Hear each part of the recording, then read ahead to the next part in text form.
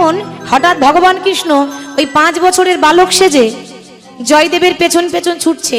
দাদা গোসাই, এই কে রে?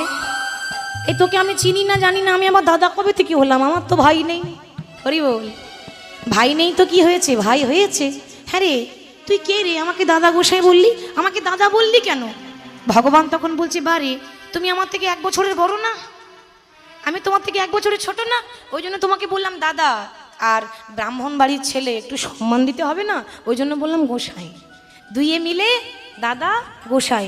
হ্যাঁ রে, তুই আমাকে চিনিস? ভগবান বলছে, দেখো কাণ্ড, আমি চিনব না?